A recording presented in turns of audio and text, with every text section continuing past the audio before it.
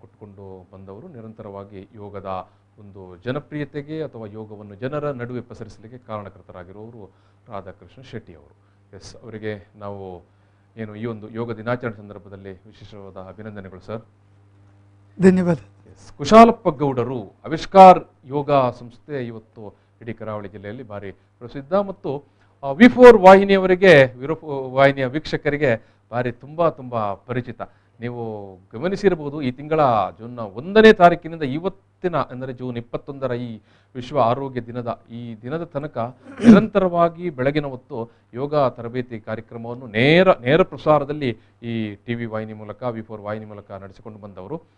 ಅದಕ್ಕಾಗಿ ಮತ್ತೆ ಅವರು ನಿರಂತರವಾಗಿ ಶಾಲಾ ಕಾಲೇಜುಗಳಲ್ಲಿ ವಿದ್ಯಾರ್ಥಿಗಳಿಗೆ, ಶಿಕ್ಷಕರಿಗೆ ಮತ್ತು ಬೇರೆ ಬೇರೆ ಕ್ಷೇತ್ರದಲ್ಲಿರುವವರಿಗೆ ನಿರಂತರವಾಗಿ ಯೋಗದ ಬಗ್ಗೆ ತರಬೇತಿ ನೀಡಿಕೊಂಡು ಬಂದವರು. ಅವರು ಕೂಡ ಮಂಗಳೂರಿನಲ್ಲಿ ಹೊಸ ಕಾಲದ ಅಥವಾ ಏನು ಇವತ್ತಿನ ಕಳೆದ ಒಂದು 10-15 ವರ್ಷಗಳಲ್ಲಿ ಯೋಗದ ಜನಪ್ರಿಯತೆಗೆ ಮುಖ್ಯವಾಗಿ ಕಾರಣಕರ್ತರಾದವರು. ಎಸ್, ನಾನು ಕುಶಾಲಪ್ಪ ಗೌಡರಿಗೆ ಕೂಡ ಈ ದಿವಸ ಸಂದರ್ಭದಲ್ಲಿ ವಿಶೇಷವಾದ ಅಭಿನಂದನೆ ಸಲ್ಲಿಸ್ತೇನೆ. Thank you sir.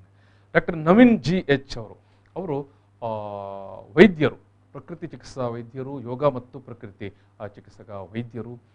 ಮತ್ತು ಇವತ್ತು ಯೋಗದ ಬಗ್ಗೆ ಈ ಒಂದು ಯೋಗದ ಏನು ಹೇಳ್ತೇವೆ ನಾವು, ಮೆಡಿಸಿನ್ ವೈದ್ಯಕೀಯ ಶಾಸ್ತ್ರೋಕ್ತವಾಗಿ ವೈದ್ಯಕೀಯವನ್ನು ಅಧ್ಯಯನ ಮಾಡಲಿಕ್ಕೆ ಬರುವವರಿಗೆ ಯೋಗ ಆ್ಯಂಡ್ ನ್ಯಾಚುರೋಪತಿ ನಾವು ಮೆಡಿಕಲ್ ಕಾಲೇಜ್ ಏನು ಹೇಳ್ತೇವೆ ಅಲ್ಲಿ ವಿದ್ಯಾರ್ಥಿಗಳಿಗೆ ಬೋಧಕರಾಗಿ ಕೆಲಸ ಮಾಡ್ತಾ ಇರುವವರು. ಇವತ್ತು MBBS ಅಥವಾ ಹೋಮಿಯೋಪತಿ ಅಥವಾ ಆಯುರ್ವೇದಿಕ್ ಇದೆ, ಅದೇ ಥರನೇ ಯೋಗ ಆ್ಯಂಡ್ ನ್ಯಾಚುರೋಪತಿ ಕೂಡ ಅತ್ಯಂತ ಜನಪ್ರಿಯತೆಯನ್ನು ಪಡೆದುಕೊಂಡಂಥ ಮತ್ತು ಬಹುಬೇಡಿಕೆಯ ಒಂದು ಕೋರ್ಸ್ ಅಲ್ವಾ ಸರ್? ಬಹುಬೇಡಿಕೆ ಕೋರ್ಸ್. ಅದರ ಶಿಕ್ಷಕರಾಗಿ ಕೆಲಸ ಮಾಡ್ತಾ ಇದ್ದಾರೆ. ಯೋಗವನ್ನು ಜನಪ್ರಿಯತೆ ಮಾಡೋದರ ಜೊತೆಗೆ ಪ್ರಕೃತಿ ಚಿಕಿತ್ಸೆಯ ಬಗ್ಗೆ ಕೂಡ ಒಳ್ಳೆಯ ಒಂದು ಮಾಹಿತಿಯನ್ನು ನೀಡಿಕೊಂಡು ಬರ್ತಾ ಇದ್ದಾರೆ. ಅವರು ಕೂಡ ವಿ4 ವಾಹಿನಿಯ ವೀಕ್ಷಕರಿಗೆ ಚಿರಪರಿಚಿತರು. ಎಸ್ ವೀಕ್ಷಕರೇ, ನಾವು ಯೋಗ ದಿನಾಚರಣೆಯ ಈ ಸಂದರ್ಭದಲ್ಲಿ ಮಾತನಾಡುವಾಗ ಯೋಗದ ಹಿನ್ನೆಲೆ ಬಗ್ಗೆ, ಅದರ ಚರಿತ್ರೆ ಬಗ್ಗೆ ಒಂದಷ್ಟು ವಿಚಾರಗಳನ್ನು ಆರಂಭದಲ್ಲಿ ಮಾತಾಡ್ತೇವೆ. ನಂತರ ನಾವು ಮಾತುಕತೆಯನ್ನು ಯೋಗದ ಇವತ್ತಿನ ಪ್ರಸಕ್ತ ಸನ್ನಿವೇಶದ ಬಗ್ಗೆ ಮುಂದುವರಿಸ್ತೇವೆ. ಎಸ್, ನಾನು ಮೊದಲಾಗಿ ಯೋಗ ಗುರುಗಳಾಗಿ ಕೆಲಸ ಮಾಡ್ತಾ ಇರೋರನ್ನು ಮಾತಾಡಿಸ್ತೇನೆ. ಆಮೇಲೆ ಶಿಕ್ಷಕರನ್ನು ವೈದ್ಯಕೀಯ ನೆಲೆಯಲ್ಲಿ ನಾನು ವಿಚಾರಗಳನ್ನು ಮಾತಾಡಬೇಕು. ಎಸ್, ಕುಶಾಲಪ್ಪ ಗೌಡರಿಂದ ನಾನು ಈ ಮಧ್ಯೆಯಿಂದ ಆರಂಭಿಸ್ತೇನೆ. ಕುಶಾಲಪ್ಪ ಗೌಡ್ರೆ, ಎಸ್, ಈ ಯೋಗದ ಹಿನ್ನೆಲೆ ಅಥವಾ ಯೋಗದ ಚರಿತ್ರೆ ಅಥವಾ ಇತಿಹಾಸದ ಬಗ್ಗೆ ಒಂದು ಸಂಕ್ಷಿಪ್ತವಾದ ವಿವರಣೆಯನ್ನು ನೀವು ಕೊಡಬೇಕಾಗಿದೆ. ಎಲ್ಲ ವೀಕ್ಷಕರಿಗೂ ಮೊದಲನೇದಾಗಿ ನಮಸ್ಕಾರ. ವಿಶೇಷವಾಗಿ ವಿ4 ನ್ಯೂಸ್ನ 16ನೇ ವರ್ಷದ ಸಂಭ್ರಮದಲ್ಲಿರುವಂಥ ಈ ಸಂದರ್ಭದಲ್ಲಿ ವಿ4 ನ್ಯೂಸ್ನ ಎಲ್ಲ ಆಡಳಿತ ಮಂಡಳಿಯವರಿಗೂ ಮತ್ತು ಸಿಬ್ಬಂದಿ ವರ್ಗವರಿಗೂ ಅಭಿನಂದಿಸ್ತಾ ಅಂತಾರಾಷ್ಟ್ರೀಯ ಯೋಗ ದಿನದ ಶುಭಾಶಯದೊಂದಿಗೆ ನನ್ನ ಮಾತನ್ನು ಆರಂಭಿಸ್ತೀನಿ. ಭಗವಂತನಿಂದ ಬಂದಿರುವಂಥ ವಿದ್ಯೆನೇ ಯೋಗ ಅಂತೇಳಿ ನಾವು ಒಪ್ಪಿಕೊಂಡಿರುವಂಥದ್ದು. ಆ ವಿದ್ಯೆಗೆ ಇತಿಹಾಸ ಅಂತ ಹೇಳಿದರೆ ವೇದ, ಉಪನಿಷತ್ತು, ಪುರಾಣಗಳಿಂದಲೇ ಯೋಗಕ್ಕೆ ಸಂಬಂಧಪಟ್ಟಂತಹ ಉಲ್ಲೇಖಗಳು ಸಿಗ್ತಾ ಬರ್ತವೆ. ಅಂತಹ ಒಂದು ಉಲ್ಲೇಖದೊಂದಿಗೆ ಯೋಗಾಭ್ಯಾಸನ ಪ್ರಚಲಿತಕ್ಕೆ ಬರಲಿಕ್ಕೆ ಬಹಳ ಪ್ರಬುದ್ಧವಾಗಿ ಬಂದಂಥ ಕಾರಣ ಏನಂತ ಹೇಳಿದರೆ, ಮಹರ್ಷಿ ಪತಂಜಲಿಯವರು ತಮ್ಮ ಪಾತಂಜಲಿ ಯೋಗಸೂತ್ರ ಅನ್ನುವಂಥ ಗ್ರಂಥದ ಮುಖಾಂತರ ಯೋಗದೊಂದು ಸ್ಪಷ್ಟವಾದ ಚಿತ್ರಣವನ್ನು ಜನರಿಗೆ ನೀಡಿರುವಂಥದ್ದು. ಇದು ಶಾಸ್ತ್ರೀಯವಾದಂತಹ ಹಿನ್ನೆಲೆ. ಅದರ ನಂತರ ನಮಗೆ ಶಾಸ್ತ್ರೀಯ ಗ್ರಂಥವಾಗಿ ಸ್ವಾತ್ಮರಾಮರು ಹಠಯೋಗ ಪ್ರದೀಪಿಕ ಅನ್ನುವಂಥ ಗ್ರಂಥದ ಮುಖಾಂತರ ಆಗಿರ್ಬೋದು, ಗೇರಂಡ ಸಂಹಿತ, ಶಿವಯೋಗ ದೀಪಿಕಾ, ಇಂತಹ ಹಲವಾರು ಗ್ರಂಥದ ಮುಖಾಂತರ ಈ ಐತಿಹಾಸಿಕವಾಗಿ ಎಷ್ಟೋ ಸಾವಿರ ವರ್ಷಗಳ ಹಿಂದೆಯೇ ಯೋಗ ಒಂದು ಚಿಕಿತ್ಸಾ ಪದ್ಧತಿನೇ ಹೌದು, ಆರೋಗ್ಯದ ಒಂದು ಭಾಗನೂ ಹೌದು, ಮತ್ತು ಆಧ್ಯಾತ್ಮಿಕವಾಗಿ ಜೀವನವನ್ನು ಸಾಧನೆ ಮುಖಾಂತರ ಕೊಂಡು ಹೋಗುವಂಥ ವಿದ್ಯೆಯಾಗಿ ಆಗ್ಬಹುದು ಅನ್ನೋದಕ್ಕೆ ನಮಗೆ ಯೋಗಶಾಸ್ತ್ರ ಕೊಟ್ಟಂತಹ ಒಂದು. S S S Radhakrishna Shetty ಗುರೂಜಿಗಳೇ, ಯೋಗದ ಇತಿಹಾಸ.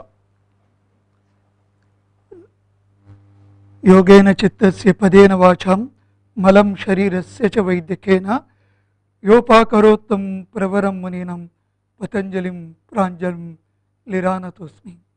ಎಲ್ಲ ವೀಕ್ಷಕ ಬಂಧುಗಳಿಗೆ ಈ ವಿಶ್ವ ಯೋಗ ದಿನದ ಶುಭಾಶಯ ಹಾಗೂ ನಮ್ಮ ಪ್ರೀತಿಯ ವಿ4ನವರಿಗೂ ಹಾರ್ದಿಕ ಶುಭಾಶಯಗಳು. ಇವತ್ತು ನಾವು ವಿಶ್ವ ಯೋಗ ದಿನವನ್ನು ಸಂಭ್ರಮದಿಂದ ಆಚರಿಸ್ತೇವೆ. ಇದು ಒಂದು ದಿನಕ್ಕೆ ಮಾತ್ರ ಸೀಮಿತ ಆಗಿರಬಾರ್ದು. ಇದು ನಿರಂತರವಾಗಿ ನಮ್ಮ ಜೀವನದಲ್ಲಿ ಪ್ರತಿನಿತ್ಯ ಒಂದು ಸಾಧನೆಯ ರೂಪದಲ್ಲಿ ನಡೀಬೇಕು. ಯಾಕಂತೇಳಿದ್ರೆ ಯೋಗ ಅನ್ನೋದು ಒಂದು ಜೀವನ ವಿಧಾನ. ಅದು ಖಂಡಿತ ವಿಚಾರಕ್ಕೆ ನಾವು ಬರ್ಲಿಕ್ಕಿದ್ದೇವೆ ಮಾತಾಡ್ಲಿಕ್ಕಿದ್ದೇವೆ. ಇದು ರಾಧಾಕೃಷ್ಣ ಶೆಟ್ಟಿ ಅವರೇ, ಯೋಗದ ಹಿನ್ನೆಲೆ ಅದರ ಏನು ಚರಿತ್ರೆಯ ವಿಚಾರವಾಗಿ ನೀವು ನಿಮ್ಮ ಅಭಿಪ್ರಾಯವನ್ನು ಹೇಳೋದಿದ್ದರೆ? ಈಗ ಮನುಷ್ಯನ ಒಂದು ವಿಕಾಸದಲ್ಲಿ ನಾವು ಈಗ ನಮ್ಮ ಪ್ರತಿಯೊಂದನ್ನು ನಾವು ಈಗ ಆಧುನಿಕ ಜಗತ್ತಿನಲ್ಲಿ ನಮ್ಮ ಪ್ರಾಚೀನ ವಿದ್ಯೆಗೆ ಮಹತ್ವ ಕಮ್ಮಿಯಾಗಿದೆ. ನಾವು ಎಷ್ಟೇ ಮಾಹಿತಿ ತಂತ್ರಜ್ಞಾನದಲ್ಲಿ ಮುಂದುವರಿದರೂ ಕೂಡ ಮನುಷ್ಯನ ಒತ್ತಡ ಅಥವಾ ಚಿಂತೆಯನ್ನು ತಗ್ಗಿಸಲಿಕ್ಕೆ ಯಾವುದೂ ಪರಿಹಾರ ಸಿಗೋದಿಲ್ಲ ನಮಗೆ. ಆವಾಗ ಮತ್ತೆ ನಾವು ನಮ್ಮ ಪ್ರಾಚೀನ ಕಾಲಕ್ಕೆ ಮರಳಬೇಕಾಗ್ತದೆ. ಯಾವುದು ನಮಗೆ ಮೂಲವಾಗಿ ನಮಗೆ ಶಾಸ್ತ್ರಬದ್ಧವಾಗಿ ನಮ್ಮ ಜೀವನವನ್ನು ವಿಕಾಸಗೊಳಿಸ್ಬೋದು, ನಮಗೆ ಮನಃಶಾಂತಿ ಸಿಗ್ಬೋದು, ನಮಗೆ ಆರೋಗ್ಯ ಸಿಗ್ಬೋದು, ಅದು ಹಣ ಕೊಟ್ಟು ಸಿಗುವಂಥದ್ದಲ್ಲ. ಮುಖ್ಯವಾಗಿ ಅದು ನಮ್ಮ ಸಾಧನೆಯಿಂದ. ಅದಕ್ಕೆ ಶ್ರದ್ಧೆ ಬೇಕು, ಭಕ್ತಿ ಬೇಕು, ಜ್ಞಾನ ಬೇಕು ಮತ್ತು ವೈರಾಗ್ಯ ಬೇಕು. ಈ ಮೂರು ಸಿಗುವುದು ನಮ್ಮ ಹಿಂದಿನ ಶಾಸ್ತ್ರದಲ್ಲಿ ಮಾತ್ರ. ಆಧುನಿಕ ಜಗತ್ತಿನಲ್ಲಿ ಒಂದು ಗೂಗಲಲ್ಲಿ ನಿಮಗೆ ಇನ್ಫಾರ್ಮೇಶನ್ ಸಿಗ್ಬೋದು, ಅಷ್ಟೇ ಮಾಹಿತಿಗಳು ಸಿಗ್ಬೋದು. ಆದರೆ ಜೀವನದ ಅನುಭವ ಸಿಗೋದು ನಮ್ಮ ಹಿರಿಯರಿಂದ ಅಥವಾ ಶಾಸ್ತ್ರಗಳಿಂದ. ಅದಕ್ಕೆ ತಾವುಗಳು ಹೇಳಿದಾಗೆ ನಾವು ಮತ್ತೆ ನಮ್ಮ ಪ್ರಾಚೀನ ವಿದ್ಯೆ ಯಾವುದು ಇದೆ, ವೇದ ಆಗ್ಬೋದು, ಉಪನಿಷತ್ತು ಆಗ್ಬೋದು, ಭಗವದ್ಗೀತೆ ಆಗ್ಬೋದು, ಅದು ಯಾವುದೇ ಧರ್ಮಕ್ಕೆ ಸೀಮಿತ ಅಲ್ಲ. ನನ್ನ ಲೆಕ್ಕದಲ್ಲಿ ಅದೊಂದು ವಿಜ್ಞಾನ, ಅದು ಇಡೀ ಭೂಲೋಕಕ್ಕೆ ಸಂಬಂಧಪಟ್ಟ ಯೋಗಿಕ್ ಸೈನ್ಸ್ ಅಂತ ಹೇಳ್ತಾರೆ. ಎಕ್ಸಾಕ್ಟ್ಲಿ. ಇದು ಡಾಕ್ಟರ್ ನವೀನ್ ಅವರ, ಈಗ ನೀವು ಯೋಗಿಕ್ ಸೈನ್ಸ್ನ ಬೋಧಕರು.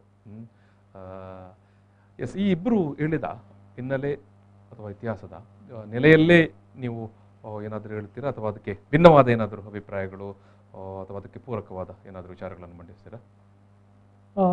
ಪ್ರೇಕ್ಷಕರೇ ನಮಸ್ಕಾರ. ವಿಶ್ವ ಯೋಗ ದಿನ ತಂದು ನಿಮಗೆಲ್ಲ ಶುಭಾಶಯ. ನಂತರ V4 ಚಾನಲ್ ಕೂಡ 14ನೇ ಹುಟ್ಟುಹಬ್ಬವನ್ನು ಆಚರಿಸ್ಕೊಳ್ತಾ ಇದ್ದಾರೆ. ಅವರಿಗೂ ಕೂಡ ಶುಭಾಶಯನ ಕೊಡ್ತಾ, ಥ್ಯಾಂಕ್ ಯು. ಇತಿಹಾಸವನ್ನು ತೆಗೆದುಕೊಂಡಾಗ ನಾವು ಮುಖ್ಯವಾಗಿ pre Vedic period, Vedic period, post Vedic period ಮತ್ತು ಕ್ಲಾಸಿಕಲ್ ಪೀರಿಯಡ್ ಮತ್ತು ರೀಸೆಂಟ್ಲಿ 1700 ಇಂದ ಏನು ಯೋಗ ಪ್ರಚಲಿತ ಆಗಿದೆ ಅದನ್ನು ನಾವು ಮಾಡರ್ನ್ ಪೀರಿಯಡ್ ಅಂತ ನಾವು ಹೇಳ್ತೇವೆ. ಸಾಮಾನ್ಯವಾಗಿ ಯೋಗದ ಪ್ರತಿಯೊಂದು ಮೂಲ ಕೂಡ ನಮ್ಮ ವೇದಾಸ್ನಲ್ಲಿ ಇರುವಂಥದ್ದು. ಅದರಲ್ಲಿ ಮುಖ್ಯವಾಗಿ 4 ವೇದಗಳು ನಿಮಗೆ ಗೊತ್ತಿದೆ: ಅಥರ್ವವೇದ, ಸಾಮವೇದ, ಋಗ್ವೇದ, ಯಜುರ್ವೇದ. ಋಗ್ವೇದ ಅನ್ನೋದು ಮೊದಲು ಚಾಲಿತವಾದಂಥದ್ದು. ಯೋಗ ಮತ್ತು ನ್ಯಾಚುರೋಪತಿ ಎರಡೂ ಕೂಡ ಋಗ್ವೇದದಲ್ಲಿ ಅದರ ವ್ಯಾಖ್ಯಾನ ಜಾಸ್ತಿ ಇದೆ. ಅಥರ್ವವೇದದಲ್ಲಿ ಆಯುರ್ವೇದ ಬರುವಂಥದ್ದು. ಅದಕ್ಕೆ ನಾವು ಏನು ಹೇಳ್ಬೋದು ಅಂತ ಹೇಳಿದ್ರೆ ಯೋಗ ನ್ಯಾಚುರೋಪತಿ ಆಯುರ್ವೇದಕ್ಕಿಂತ ಪುರಾತನವಾದದ್ದು ಅಂತೇಳಿ ಹೇಳ್ಬೋದು. ಸೊ ಆಯುರ್ವೇದಕ್ಕಿಂತಲೂ ಪುರಾತನವಾದಂಥ ಒಂದು ಏನು ಪದ್ಧತಿ, ಜೀವನ ಶೈಲಿ, ಜೀವನ ಪದ್ಧತಿ. ಮತ್ತೆ ಇವತ್ತಿನ ಸಂದರ್ಭಕ್ಕೆ ನೀವು ಹೇಳಿದ್ರೆ ಅದೊಂದು ಮೆಡಿಸಿನ್ ಕೂಡ ಇವತ್ತಿನ ಕಾಲದಲ್ಲಿ. ಇವಾಗ ಈ ಯೋಗವನ್ನು ಅವತ್ತಿನ ಕಾಲದಿಂದ, ಈಗ ನೀವು ಋಗ್ವೇದ ಕಾಲ ಅಂತ ಉಲ್ಲೇಖ ಮಾಡ್ತೀರಿ, ನೀವು 3 ಮಂದಿ ಕೂಡ ಅದನ್ನಲ್ಲಿ ಅವತ್ತಿನ ಕಾಲದಿಂದ ಆಧುನಿಕ ಸಂದರ್ಭದ ತನಕ ಅದನ್ನು ಚಾಲ್ತಿಯಲ್ಲಿ ಇಟ್ಕೊಂಡು ನಡೆಸಿಕೊಂಡು ಬಂದವರುಂಟಲ್ಲ, ಅದು ಯಾರು, ಅದು ಹೇಗೆ ಸಾಧ್ಯ ಆಯಿತು ಅಂತ ಕುಶಾಲಪ್ಪ ಗೌಡ್ರೆ ಏನು ಹೇಳಲಿಕ್ಕೆ ಬಯಸ್ತೀರಿ? ನಾನು ಆಗಲೇ ಉಲ್ಲೇಖ ಮಾಡಿದಾಗೆ ಪುರಾಣ ಅಲ್ಲಿಂದ ಬಂದರೆ ಆಧುನಿಕ ಪ್ರಪಂಚಕ್ಕೆ ಯೋಗವನ್ನು ಪರಿಚಯಿಸಿದ ಗುರುಗಳು ತುಂಬ ಮಂದಿ ಇದ್ದಾರೆ. ವಿಶೇಷವಾಗಿ ಪಾಶ್ಚಾತ್ಯರಿಗೆ ಯೋಗವನ್ನು ತಲುಪಿಸುವುದರಲ್ಲಿ 1800 ವರ್ಷಗಳಿಂದ ನಮಗೆ ತುಂಬ ಗ್ರಂಥಗಳು ಸಿಗ್ತದೆ. ಯೋಗಾನಂದ ಪರಮಹಂಸರಾಗಿರ್ಬೋದು, ಅವರ ಮುಖಾಂತರ ವಿದೇಶಕ್ಕೆ ಬಹಳ ಪರಿಣಾಮಕಾರಿಯಾಗಿ ಯೋಗದ ವಿದ್ಯೆ ತಲುಪ್ತದೆ. ಅದರ ಮುಖಾಂತರ ಹಲವಾರು ಸಂಶೋಧನೆಗಳು ಪ್ರಾರಂಭ ಆಗುತ್ತೆ. ನಂತರ ಮುಂದೆ ಹಲವಾರು ಗುರುಗಳು ಅದಕ್ಕೆ ಕಾಂಟ್ರಿಬ್ಯೂಷನ್ ಮಾಡ್ತಾ ಹೋಗ್ತಾರೆ. ಯಾಕೆಂದ್ರೆ ಈಗಾಗಲೇ ಸರ್ ಹೇಳಿದ ರೀತಿಯಲ್ಲಿ ಮಾಡರ್ನ್ ಯೋಗೀಸ್ ಅಂತ ನಾವು ಇವತ್ತು ಯಾರನ್ನಾದ್ರೂ ಕರೆಯುವುದಿದ್ರೆ ಅದು ಯೋಗಾನಂದ ಪರಮಹಂಸರಾಗಿರ್ಬೋದು, ಸ್ವಾಮಿ ವಿವೇಕಾನಂದರಾಗಿರ್ಬೋದು, ಸ್ವಾಮಿ ರಾಮರಾಗಿರ್ಬೋದು ಅಂತ ಹಲವಾರು ಪರಂಪರೆಗಳು ಬರ್ತಾ ಹೋಗ್ತದೆ. ಅವರ ಮುಖಾಂತರ ಯೋಗದ ವಿದ್ಯೆ ಪ್ರಪಂಚಕ್ಕೆ ಹೋಗುವಾಗ ಪ್ರಪಂಚ ಏನು ಮಾಡುತ್ತೆ ಅಂತ ಹೇಳಿದ್ರೆ ಅದರ ಬಗ್ಗೆ ವೈಜ್ಞಾನಿಕವಾದ ಅಧ್ಯಯನವನ್ನು ನಡೆಯುತ್ತದೆ. ಯಾಕೆಂದ್ರೆ ನಾನು ಯೋಗ MSc ಮಾಡ್ತಿರುವಾಗ 2006 ಅಲ್ಲಿ ಮಂಗಳೂರು ಯೂನಿವರ್ಸಿಟಿಯಲ್ಲಿ ಯೋಗ MSc ಮಾಡ್ತಿರುವಾಗ ನಾನು ಲೈಬ್ರರಿಗೆ ವಿಸಿಟ್ ಮಾಡಿದೆ. ಮಂಗಳೂರು ಯೂನಿವರ್ಸಿಟಿಯಲ್ಲಿ ದೊಡ್ಡ ಲೈಬ್ರರಿ ಇದೆ ಯೋಗಕ್ಕೆ ಸಂಬಂಧಪಟ್ಟ. ಅಲ್ಲಿಯ ಸುಮಾರು ಪುಸ್ತಕಗಳನ್ನು ಓದುವಾಗ ಹೆಚ್ಚಿನ ಪುಸ್ತಕಗಳು ವಿದೇಶಗಳಿಂದ ಪಬ್ಲಿಷ್ ಆಗಿರುವಂಥದ್ದು ಒಂದು. ಎರಡನೇದು, ನಮ್ಮ ಗುರುಗಳ ಬುಕ್ಕನ್ನು ನಾವು ಇಲ್ಲಿ ನಮಗೆ ಹಾರ್ಡ್ ಕಾಪಿ ಸಿಗುವುದಿಲ್ಲ. ಉದಾಹರಣೆಗೆ ನನ್ನ ಗುರುಗಳು ಡಾಕ್ಟರ್ ಕೃಷ್ಣ ಭಟ್, ಅವರ ಗುರುಗಳು ಶ್ರೀ ಪಟ್ಟಾಭಿಜಯ ಸರ್, ಅವರ ಗುರುಗಳು ಮಂಗಳೂರು ವಿಶ್ವವಿದ್ಯಾನಿಲಯದಲ್ಲಿ. ಹೌದು, ಅವರ ಗುರುಗಳು ಟಿ ಕೃಷ್ಣಮಾಚಾರ್ಯ ಅಂತ ಗುರುಗಳಿದ್ದರು. ಅವರು ಮೈಸೂರಿನ ಆಸ್ಥಾನದಲ್ಲಿ ಯೋಗ ಗುರುಗಳು ಆಗಿದ್ದರು. ಅವರ ಪುಸ್ತಕ ಇದೆ, ಯೋಗಮಾಲಾ ಅಂತೇಳಿ ಪುಸ್ತಕ ಇದೆ. ಆ ಪುಸ್ತಕ ನಮಗೆ ಒರಿಜಿನಲ್ ಕಾಪಿಗೆ ನಾವು ಬೈಬೇಕು, ವಿದೇಶಿಯರಿಂದ ಬೈ ಮಾಡಬೇಕು. ಹೌದು, ಆ ರೀತಿಯಲ್ಲಿ ಈ ವಿದ್ಯೆ ಶಾಸ್ತ್ರೀಯ ವಿದ್ಯೆ ಮತ್ತು ಆಧುನಿಕ ಪ್ರಪಂಚಕ್ಕೆ ಪರಿಚಯ ಆಗ್ತಾ ಹೋಗ್ತದೆ.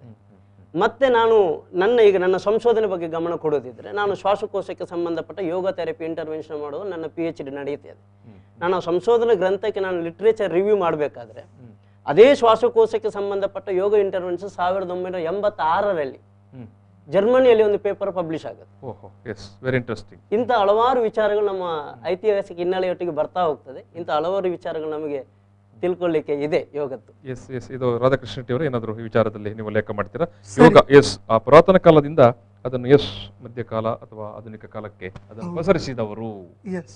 ಈಗ ನಮಗೆ ಮುಖ್ಯವಾಗಿ ನಾವು BK ಅಯ್ಯಂಗಾರ್ ಅವುಗಳು ಹೇಳಿದಾಗೆ ಸ್ವಾಮಿ ವಿವೇಕಾನಂದರಾಗ್ಲಿ ಅವರೆಲ್ಲ contribution from the beginning till today ನಮ್ಮ ಜನರೇಷನ್ಗೆ ಹೇಗೆ ಬೇಕು ಅದನ್ನು ಹಾಗೆ ಯೋಗವನ್ನು ಮಾಡಿಫೈ ಮಾಡಿ ಅದನ್ನು ಜನರಿಗೆ ಕೊಟ್ಟಿದ್ದಾರೆ. ಯಾಕಂದರೆ ಎಲ್ಲರಿಗೆ ಸಂಸ್ಕೃತ ಅರ್ಥ ಆಗೋದಿಲ್ಲ, ಎಲ್ಲರಿಗೆ ಯೋಗಶಾಸ್ತ್ರ ಅರ್ಥ ಆಗೋದಿಲ್ಲ. ಅಂಥವ್ರಿಗೆ ಹೇಗೆ ಬೇಕು ರಾಜಯೋಗ ಆಗಲಿ, ಕರ್ಮಯೋಗ ಆಗಲಿ, ಜ್ಞಾನಯೋಗ ಆಗಲಿ ಅದನ್ನು ತಿಳಿ ಮಾಡಿ ಅದರ ಎಸೆನ್ಸನ್ನು ಸ್ವಾಮಿ ವಿವೇಕಾನಂದರಾಗಲಿ ಅಥವಾ BK ಅಯ್ಯಂಗಾರ್ ಯೋಗ ದೀಪಿಕದಲ್ಲಿ ಕೊಟ್ಟಿದ್ದಾರೆ. ಆದರೆ ನಾನು ಇಲ್ಲಿ ಒಂದು ಮಾತು ಹೇಳ್ತೇನೆ, ಇದು ಎಲ್ಲರೂ ಸ್ಪಷ್ಟವಾಗಿ ತಿಳ್ಕೊಳ್ಬೇಕಾದ ಮಾತು. Human sufferings only physically and mentally since from the beginning to today. ನಮ್ಮಲ್ಲಿ ಮೇನ್ ಕಾನ್ಸೆಪ್ಟ್ ಅಂದರೆ ಹ್ಯೂಮನ್ ವೆಲ್ಬೀಯಿಂಗ್ಸ್. ನಾವು ಒಳಗೆ ಸಂತೋಷವಾಗಿರುವುದಿಲ್ಲ, ಹೊರಗೆ ಸಂತೋಷದಲ್ಲಿ ಇದ್ದೇವೆ ಅಂತ ತೋರಿಸ್ತೇವೆ. It is the two things we have to understand. ಇದು ಬಹಳ ತಪ್ಪು ಮಾಡೋದು. ತಿಳಿದವರಲ್ಲಿ ಎಜುಕೇಟೆಡಲ್ಲಿ ತುಂಬ ಇದಿದೆ, feeling good and looking good. Actually we should be feeling good. ಇದು ಸಿಗೋದು ನಮಗೆ ಯೋಗದಲ್ಲಿ ಮಾತ್ರ. Looking good, anybody can have wear the nice dress and nice suit and we can show it. But the similar the feeling well-being of the human being coming from within us. How much depth of your knowledge. ಸೌಂದರ್ಯಕ್ಕೆ ಒಂದು ಮಾತು ಬರುತ್ತೆ. Exactly, ಆಂತರಿಕ ಸೌಂದರ್ಯವನ್ನು ಇಷ್ಟಪಡ್ತೀರಾ ಅಥವಾ ಬಾಹ್ಯ ಸೌಂದರ್ಯವನ್ನು ಇಷ್ಟಪಡ್ತೀರಾ ಅಂತ. ಇದು ಡಾಕ್ಟ್ರೇ ನವೀನ್ ಅವರೇ, ಇಬ್ಬರು ಉಲ್ಲೇಖ ಮಾಡಿದ ನೆಲೆಯಲ್ಲೇ ಈ ಅನಾದಿ ಕಾಲದ ಯೋಗವನ್ನು ಪ್ರಚಾರ ಮಾಡಿಕೊಂಡು ಈಗ ರಾಧಾಕೃಷ್ಣ ಶೆಟ್ಟಿ ಅವರು ಉಲ್ಲೇಖ ಮಾಡುವ ಸಂದರ್ಭದಲ್ಲಿ ಬಂತು. ಅವತ್ತು ಈ ಶಾಸ್ತ್ರ ಗ್ರಂಥಗಳೆಲ್ಲವೂ ಸಂಸ್ಕೃತ ಭಾಷೆಯಲ್ಲಿ ಅಥವಾ ಪಾಲಿ ಇಂಥ ಭಾಷೆಗಳೆಲ್ಲ ಬರೆದಿರುತ್ತೆ. ಅದನ್ನು ಜನಸಾಮಾನ್ಯರ ನಡುವೆ ಕೊಂಡೋಗ್ಲಿಕ್ಕೆ ಕೆಲಸ ಮಾಡಿದವರು. ಮುಖ್ಯವಾಗಿ ಅದರಲ್ಲಿ ವೇದಿಕ್ ಪೀರಿಯಡಲ್ಲಿ ಶಂಕರಾಚಾರ್ಯವರು ಬರ್ತಾರೆ, ಮತ್ತು ಮಾಧವಾಚಾರ್ಯ, ರಮಾಚಾರ್ಯ ಅವರು. ಸೊ ಅವರು ಅದ್ವೈತ ಸಿದ್ಧಾಂತ, ದ್ವೈತ ಸಿದ್ಧಾಂತ ಅಂತ ಅದನ್ನ ಪ್ರತಿಪಾದಿಸಿದರು.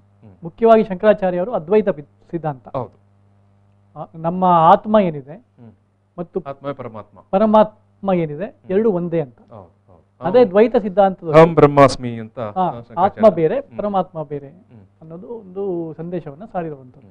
ಮಾಧವಾಚಾರ್ಯರು ಇದೇ ರೀತಿಯ ಒಂದು ದ್ವೈತ ಆಚಾರ್ಯರುಗಳೆಲ್ಲ ಈ ಒಂದು ವೇದ ಕಾಲದಲ್ಲಿ ಅಥವಾ ಉಪನಿಷತ್ತಿನಲ್ಲಿ ಇದ್ದಂತ ಆ ಒಂದು ಉಲ್ಲೇಖದ ಮೂಲಕ ಈ ಒಂದು ಯೋಗವನ್ನು ಜನರ ಮಧ್ಯೆ ತಂದರು ಅಂತ ನೀವು ಇಲ್ಲಿ ಹೇಳುವಂಥದ್ದು. ಕುಶಾಲಪುರ ಏನಾದರೂ ಅದಕ್ಕೆ ಕಮೆಂಟ್ ಉಂಟಾ? ಹೌದು, ನಾನು ನಿಮ್ಮ ಪ್ರಶ್ನೆಗೆ ಇನ್ನೂ ಉತ್ತರ ಕೊಡಬೇಕಾದ ಒಂದು ವಿಚಾರ ಇದೆ. ಯೋಗಶಾಸ್ತ್ರ ನಾವು ಆಗ್ಲೇ ಹೇಳಿದ್ರೆ ಶಾಸ್ತ್ರೀಯವಾಗಿ ಬಂದದ್ದು ವಿದ್ಯೆಯನ್ನು ಅದನ್ನು ಅಥೆಂಟಿಕ್ ಆಗಿ ಒಂದು ಜನರಿಗೆ ತಲುಪಿಸುವ ಕೆಲಸ ಮತ್ತೆ ನಡೀತಾ ಬಂತು. ಯಾಕೆಂತೆಲ್ಲ ಸ್ವಾತಂತ್ರ್ಯ ಪೂರ್ವದಲ್ಲಿ ನಡೆಯಲಿಕ್ಕೆ ಪ್ರಾರಂಭ ಆಯ್ತು. ಅದಕ್ಕೆ ಕೆಲವು ಇನ್ಸ್ಟಿಟ್ಯೂಷನ್ಗಳು ಭಾರತದಲ್ಲಿ ಬಂತು. ಕೈವಲ್ಯ ಧಾಮ ಅನ್ನುವಂಥ ಒಂದು ಇನ್ಸ್ಟಿಟ್ಯೂಷನ್ ಇದೆ ಲೋನಾವಾಲದಲ್ಲಿ. ಅದರಲ್ಲಿ ತುಂಬಾ ಗ್ರಂಥಗಳು ಅವರು ಬರೀತಾ ಹೋಗ್ತಾರೆ. ಹಠಯೋಗ ಪ್ರದೀಪಿಕಾಗಿ ಈಗ ನಾವು ಹೇಳುವಂಥ ಯೋಗ ದೀಪಿಕಾಗಳೆಲ್ಲನೂ ಅದನ್ನು ಆಧುನಿಕವಾಗಿ ಅದು ರೋಮನ್ ಟ್ರಾನ್ಸ್ಲೇಷನ್ ಮತ್ತೆ ಸಂಸ್ಕೃತ ಮತ್ತೆ ಇಂಗ್ಲಿಷ್ ಟ್ರಾನ್ಸ್ಲೇಷನ್ ಮುಖಾಂತರ ಆ ಬುಕ್ನ ಅವರು ಪಬ್ಲಿಷ್ ಮಾಡ್ತಾರೆ. ಈಗ ಆ ಗ್ರಂಥಗಳು ಬೇಕಾದಷ್ಟು ಪಾಪ್ಯುಲರ್ ಆಗಿದೆ. ಅದೇ ರೀತಿಯಲ್ಲಿ ಬಿಹಾರ್ ಸ್ಕೂಲ್ ಆಫ್ ಯೋಗ ಅಂತ ಒಂದು ಇನ್ಸ್ಟಿಟ್ಯೂಷನ್ ಇದೆ. ಅದು ಸಹ ಒಂದು ಯೋಗದ ಡೀಮ್ಡ್ ಯೂನಿವರ್ಸಿಟಿ ಇದ್ದಾಗ ಆ ಇನ್ಸ್ಟಿಟ್ಯೂಷನ್ ಯೋಗಕ್ಕೆ ಸಂಬಂಧಪಟ್ಟಾಗೆ ಸೈಂಟಿಫಿಕ್ ಎವಿಡೆನ್ಸ್, ಕ್ಲಾಸಿಕಲ್ ರೆಫರೆನ್ಸ್ ಎರಡನ್ನೂ ಚೆನ್ನಾಗಿ ಅಲ್ಲಿ ಇನ್ನು ಸನ್ಯಾಸ ಜೀವನ ಮಾಡುವವರೇ ಅದರ ಯೋಗಕ್ಕೆ ಸಂಬಂಧಪಟ್ಟಾಗ ತೊಡಗಿಸ್ಕೊಂಡವರು. ಯಾಕೆಂದ್ರೆ ಅಕಾಡೆಮಿಕ್ ಆಗಿ ನಾವು ಕಲಿಯುವಾಗ ತುಂಬ ಮಂದಿ ನಮಗೆ ಒಂದಷ್ಟು ರಿಸ್ಟ್ರಿಕ್ಷನ್ಸ್ ಸಿಗ್ತದೆ. ಬಟ್ ಅಲ್ಲಿ ಹಾಗೆ ಅಲ್ಲ. ಬಿಹಾರ್ ಸ್ಕೂಲ್ ಆಫ್ ಯೋಗದಲ್ಲಿ ಆ ರೀತಿಯದೇ ಒಂದು ಯೋಗಿಕ್ ಜೀವನ ಶೈಲಿಯಲ್ಲಿ ಇಡೀ ಡೇ ನೈಟ್ ಇದ್ದುಕೊಂಡು ಅದೇ ವಾತಾವರಣದ ಬೆಳೆಸ್ಕೊಂಡು ಆ ರೀತಿಗೆ ಪೂರಕವಾದ ವೈಜ್ಞಾನಿಕ ಮತ್ತು ಕ್ಲಾಸಿಕಲ್ ಎರಡು ರೆಫರೆನ್ಸ್ನ ಆ ಇನ್ಸ್ಟಿಟ್ಯೂಷನ್ಸ್ ಡೆವಲಪ್ ಮಾಡ್ತಾ ಬರ್ತದೆ.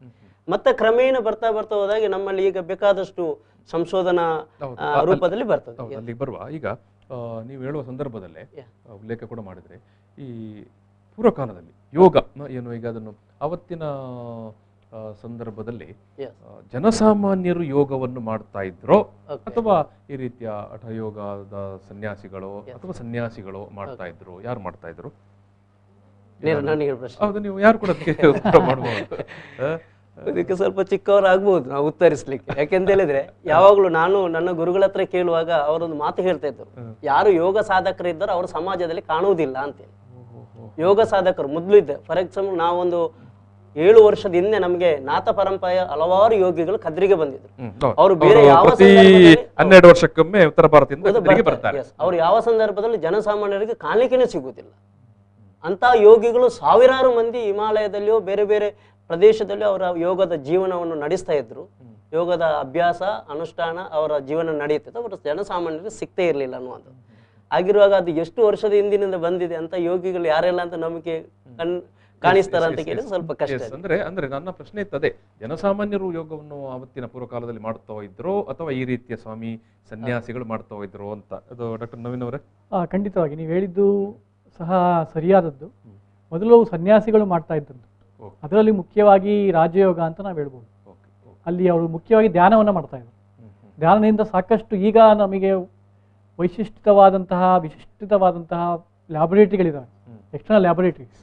ಹಾಗೆ ಯಾವುದು ಲ್ಯಾಬೊರೇಟರೀಸ್ ಇರಲಿಲ್ಲ, ಕ್ಲಿನಿಕಲ್ ಲ್ಯಾಬೊರೇಟರೀಸ್ ಏನಿದ್ರು ಅವರು ಧ್ಯಾನವನ್ನು ಮಾಡಿ ತಮ್ಮ ಮನಸ್ಸಿನಲ್ಲಿ ಆದಂತಹ ಬದಲಾವಣೆಯನ್ನು ಅರಿತುಕೊಂಡು ಅದರಿಂದ ಅವರು ಕೆಲವು ಪುಸ್ತಕಗಳನ್ನು ಬರೆಯೋದು ಅಥವಾ ರೋಗಿಗಳಿಗೆ ಚಿಕಿತ್ಸೆಯನ್ನು ಕೊಡೋದು, ಈ ರೀತಿ ಒಂದು ಪದ್ಧತಿಯನ್ನು ಅನುಸರಿಸ್ಕೊಂಡಿದ್ರು. ಓಕೆ ಓಕೆ ಓಕೆ ಓಕೆ ಇದು ರಾಧಾಕೃಷ್ಣ ಶೆಟ್ಟಿ ಅವರೇ, ಪೂರ್ವಕಾಲದಲ್ಲಿ ಯೋಗವನ್ನು ಬರೇ ಸ್ವಾಮಿಗಳು ಸನ್ಯಾಸಿಗಳು ಹಠಯೋಗಿಗಳು ಮಾತ್ರ ಮಾಡ್ತಾ ಇದ್ರ ಅಂತ ನಾನು ಕೇಳಿದೆ. ನಮ್ಮ ಭಾರತೀಯ ಪರಂಪರೆ ನೋಡುವಾಗ ಅದರಲ್ಲಿ ಧರ್ಮ ಅರ್ಥ ಕಾಮ ಮೋಕ್ಷ ಅಂತ ಬರ್ತದೆ. ಇನ್ನೊಂದು ಬ್ರಹ್ಮಚರ್ಯ ಗೃಹಸ್ಥ ವಾನಪ್ರಸ್ಥ ಸನ್ಯಾಸ ಅಂತ ಬರ್ತದೆ. ಇದು ನಮಗೆ ಮೂಲ ತಲಹದಿ, ದ ಫೌಂಡೇಶನ್, ಬೇಸಿಕ್ ಫೌಂಡೇಶನ್. ಅದರ ಅರ್ಥ ಅಂತ ಹೇಳಿದ್ರೆ ಈ ಯೋಗ ಮಧ್ಯೆ ನಮ್ಮ ಜೀವನ ಪದ್ಧತಿಗೆ ಪರಸ್ಪರ ಪೂರಕವಾಗಿದೆ. ಎರಡು it is a system how to live with a complete life in the end. ಅದಕ್ಕೆ ಯೋಗ ಹೇಗೆ ಸಹಾಯಕ ಆಗಿದೆ ಅಂತ ಹೇಳಿದರೆ, ಮನುಷ್ಯ ಖಾಲಿ ಇಲ್ಲಿ ಬಂದು ಭೂಮಿಯಲ್ಲಿ ಒಂದು ಇಂದ್ರಿಯ ಸುಖವನ್ನು ಪಡೆದು ಹೋಗ್ಲಿಕ್ಕೆ ಬಂದದ್ದಲ್ಲ, ಇಲ್ಲಿ ಧರ್ಮವನ್ನು ಅನ್ನಿಸ್ಬೇಕು. ಧರ್ಮ ಅರ್ಥ ಕಾಮ ಮೋಕ್ಷ. ಈ ಧರ್ಮದ ಮೇಲೆ ನಿಮ್ಮ ಅರ್ಥ ಮತ್ತು ಕಾಮ ನಿಂತಿರಬೇಕು. ಮತ್ತೆ ನಿಮಗೆ ಬೇಕಾದದ್ದು ಮೋಕ್ಷ. ಆ ಮೋಕ್ಷ ಪಡಿಬೇಕಾದ್ರೆ you must have the spiritual knowledge. ಅದು ಸಿಗೋದು ನಮಗೆ ಯೋಗ ಅಥವಾ ಸರ್ ಹೇಳಿದಾಗೆ ಧ್ಯಾನದಿಂದ ಮಾತ್ರ. ಆ ಯೋಗ ಧ್ಯಾನ ಅದಕ್ಕೆ ಸಪೋರ್ಟಿವ್ ಸಬ್ಜೆಕ್ಟ್. ಯಾವಾಗ ನೋಡಿ, ನಾನೀಗ ವಿದ್ಯೆ ಕಲಿಯುವಾಗ 3-4 ಗುರುಗಳಲ್ಲಿ ಕಲ್ತಿದ್ದೇನೆ. ಅದಕ್ಕೆ ಆಧ್ಯಾತ್ಮಿಕವಾಗಿ ನನಗೆ ಕಾನಿಂಗಾಡಿನ ಸ್ವಾಮಿ ಸಚ್ಚಿದಾನಂದ ಕಲಿಸಿದ್ದಾರೆ ಹೇಗೆ ನೀನು ಅಧ್ಯಾತ್ಮ, ಹಾಗೆ ಶಾರೀರಿಕ ಫಿಟ್ನೆಸ್ಗೆ ನನ್ನ ಯೋಗ ಗುರುಗಳಾದ VL ರೆಗೋರ್ ಅವರು ಕಲಿಸಿದ್ದಾರೆ. ಹಾಗೆ ಇದರ ಸೈಂಟಿಫಿಕ್ ನಾಲೆಜ್ ಬೆಂಗಳೂರಿನ ಡಾಕ್ಟರ್ HR ನಾಗೇಂದ್ರ ಅವರು ಕಲಿಸಿದ್ದಾರೆ. How you can improve your health by practicing yoga with the therapeutic uses.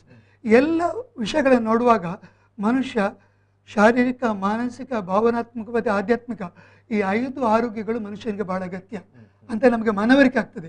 ಈಗ ನಾವು ಏನು ಮಾಡಿದ್ದೇವೆ ಅಂತ ಹೇಳಿದರೆ, ಖಾಲಿ ಫಿಸಿಕಲ್ ಹೆಲ್ತ್ಗೆ ಮಾತ್ರ ಇಂಪಾರ್ಟೆಂಟ್ ಕೊಟ್ಟಿದ್ದೇವೆ. We just ignored and neglected our mental health. That's what we are suffering today more physical.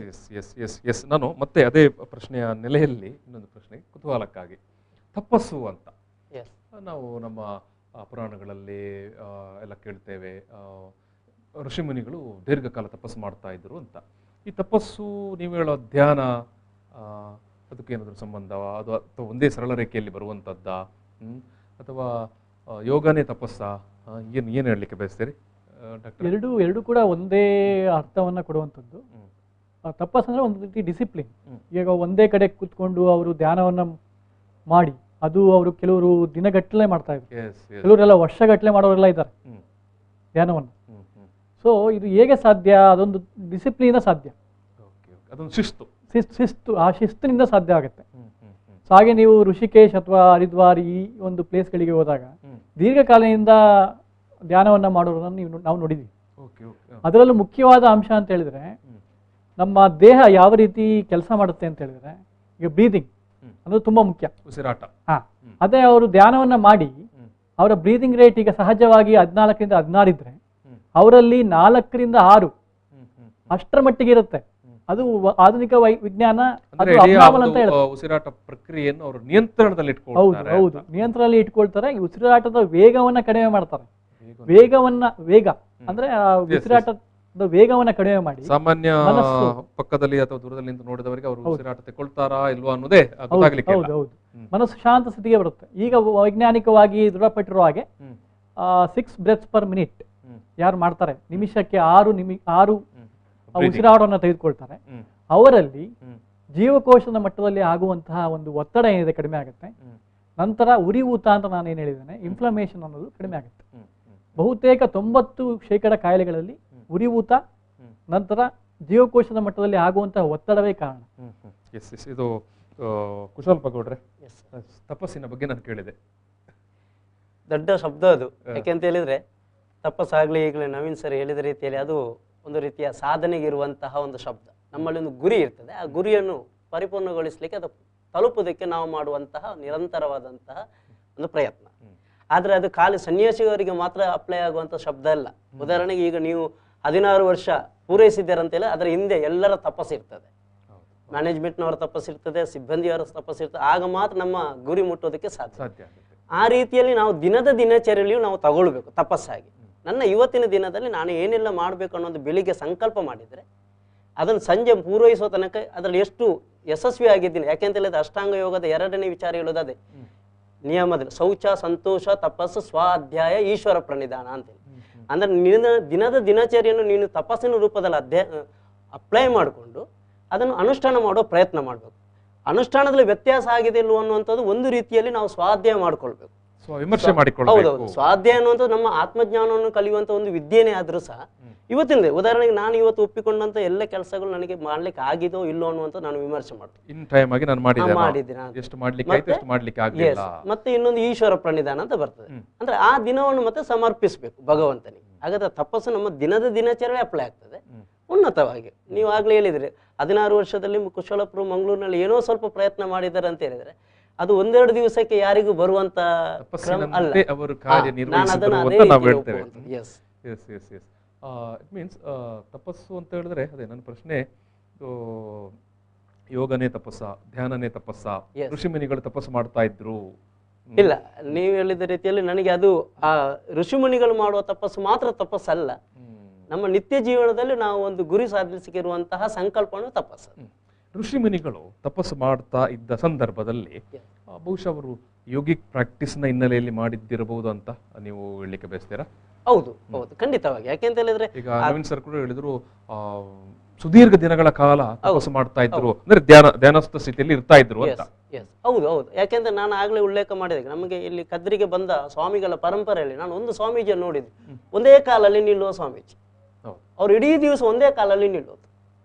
ಅದು 1-2 ದಿವಸಕ್ಕೆ ಸಿದ್ಧಿಸುವಂತಹ ವಿಚಾರ ಅಲ್ಲ. ಆ ಆಸನ ಒಂದು ಸಿದ್ಧಿಸಬೇಕು. ಈಗ ಯೋಗಾಸನ ಪುರಾಣದಲ್ಲಿ ಕೂಡ ಕೇಳ್ತೇವೆ, ಒಂಟಿ ಕಾಲಿನಲ್ಲಿ ನಿಂತು ಅವರು ತಪಸ್ಸು ಮಾಡಿದ್ರು ಅಂತ. ಅಂತವ್ರು ಇದ್ದಾರೆ, ಈಗಲೂ ಇದ್ದಾರೆ ಅನ್ನೋದಕ್ಕೆ ಆ ಸ್ವಾಮೀಜಿಯನ್ನು ನೋಡಿದ್ದೀನಿ. ಅಂದ್ರೆ ಆ ಒಂದು ಪರಂಪರೆ ಮುಂದುವರೆದುಕೊಂಡು ಬಂದಿದೆ ಅಂತ. ವೀಕ್ಷಕರು, ನಾವು ಸಣ್ಣ ಬ್ರೇಕ್ ತಗೊಳ್ತೇವೆ ಈ ಮಾತುಕತೆಯಲ್ಲಿ. ಆ ಬ್ರೇಕ್ ನಂತರ ನಾವು ಮತ್ತೆ ಏನು ವಿಶ್ವ ಯೋಗ ದಿನಾಚರಣೆ ಹಿನ್ನೆಲೆಯಲ್ಲಿ ಯೋಗದ ಬಗ್ಗೆ ನಮ್ಮ ಮಾತುಕತೆ ಮತ್ತೆ ಮುಂದುವರಿತದೆ. ಸಣ್ಣ ಬ್ರೇಕ್. ಪ್ರಚಲಿತ ಈ ಕಾರ್ಯಕ್ರಮದ ಪ್ರಾಯೋಜಕರು ರೋಹನ್ ಕಾರ್ಪೊರೇಷನ್, ಸಹ ಪ್ರಾಯೋಜಕರು father Muller's charitable trust, Nippon paint Asia.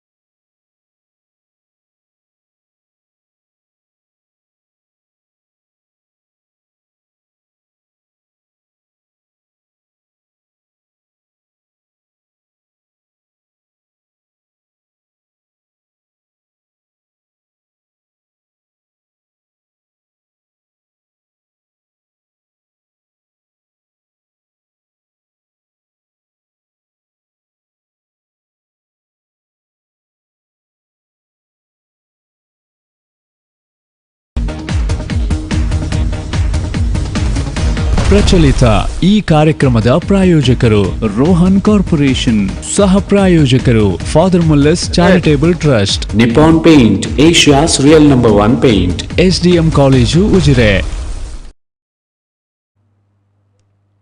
S, ವಿಶ್ವ ಯೋಗ ದಿನಾಚರಣೆಯ ಹಿನ್ನೆಲೆಯಲ್ಲಿ ನಮ್ಮ ಈ ಒಂದು ಮಾತುಕತೆ ಯೋಗದ ಹಿನ್ನೆಲೆ, ಚರಿತ್ರೆ ಮತ್ತು ವರ್ತಮಾನ ಮತ್ತು ಭವಿಷ್ಯ ಈ ವಿಚಾರವಾಗಿ ನಾವು ಮಾತಾಡ್ತಿದ್ದೀವಿ. ಈ ಸಂದರ್ಭದಲ್ಲಿ ನಮ್ಮ ಜೊತೆಗೆ ಡಾಕ್ಟರ್ ನವೀನ್ GH ಅವರು, ಮಂಗಳೂರಿನ ಯನಪಾಯ ಯೋಗ ಮತ್ತು ನ್ಯಾಚುರೋಪತಿ ಕಾಲೇಜಿನ ಪ್ರಾಂಶುಪಾಲರು, ಕುಶಾಲಪ್ಪ ಗೌಡರು ಅವರು ಆವಿಷ್ಕಾರ್ ಯೋಗ ಸಂಸ್ಥೆಯ ಸಂಸ್ಥಾಪಕರು, ಜೊತೆಗೆ ರಾಧಾಕೃಷ್ಣ ಶೆಟ್ಟಿ ಗುರೂಜಿಯವರು ಅವರು ಯೋಗ ಕುಟೀರ ಸಂಸ್ಥೆಯ ಸಂಸ್ಥಾಪಕರು. ಇವತ್ತು ನಾವು ಈಗಾಗಲೇ ಬ್ರೇಕಿಗಿಂತ ಮೊದಲು ಮಾತನಾಡುವ ಸಂದರ್ಭದಲ್ಲಿ ಯೋಗದ ಚರಿತ್ರೆ ಬಗ್ಗೆ ಮಾತಾಡಿದೆವು, ಅದರ ಪರಂಪರೆ ಬಗ್ಗೆ ಮಾತಾಡಿದೆವು. ಎಸ್, ನಾನು ಇನ್ನು ಮುಂದಿನ ಈ ಅವಧಿಯಲ್ಲಿ ಇವತ್ತಿನ ಸನ್ನಿವೇಶದಲ್ಲಿ ಯೋಗದ ಜನಪ್ರಿಯತೆ, ಅದರ ವೈದ್ಯಕೀಯ ಅಥವಾ ಅದನ್ನು as A part of medicine ಯಾವ ರೀತಿ ನಾವು ಬಳಸಿಕೊಳ್ತಾ ಇದ್ದೇವೆ ಅನ್ನೋ ಬಗ್ಗೆ ಮಾತಾಡಲಿಕ್ಕೆ ಇದ್ದೇವೆ.